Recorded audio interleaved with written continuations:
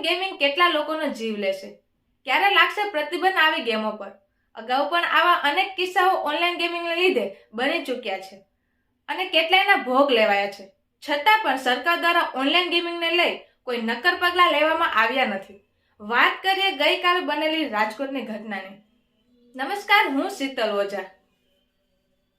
રાજકોટમાં જામનગર રોડ ઉપર વર્ધમાન રેસિડેન્સીમાં રહેતા કૃષ્ણા પંડિત, જેની ઉંમર માત્ર 20 વર્ષની છે, જેમને ઓનલાઈન ગેમિંગના ચક્કરમાં પોતાનો જીવ ગુમાવી દીધો છે.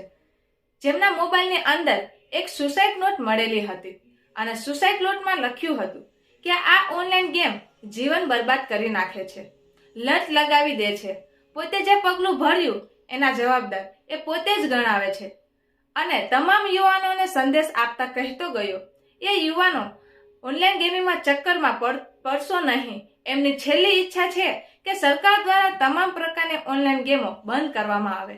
હવે આની શરૂઆત કઈ રીતે થાય છે એ જાણીએ. સૌ પહેલા તો લિંક મોકલવામાં આવે છે. ઘણા લોકો લિંક ખોલે છે અને ઘણા નથી ખોલતા. લિંક ઓપન કરતા ગેમ ઇન્સ્ટોલ કરી શરૂઆત કરે છે પોતાની જિંદગી બરબાદ કરવાની.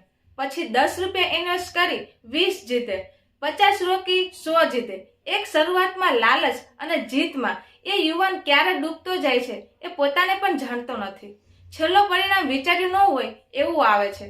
આ વિડીયો દ્વારા તમામ યુવાનોને અપીલ છે, આવી ઓનલાઈન ગેમથી દૂર રહી મહેનતથી પૈસા મેળવે અને સરકાર પણ આવી ગેમોને પ્રતિબંધ લગાવે એવી માંગ છે.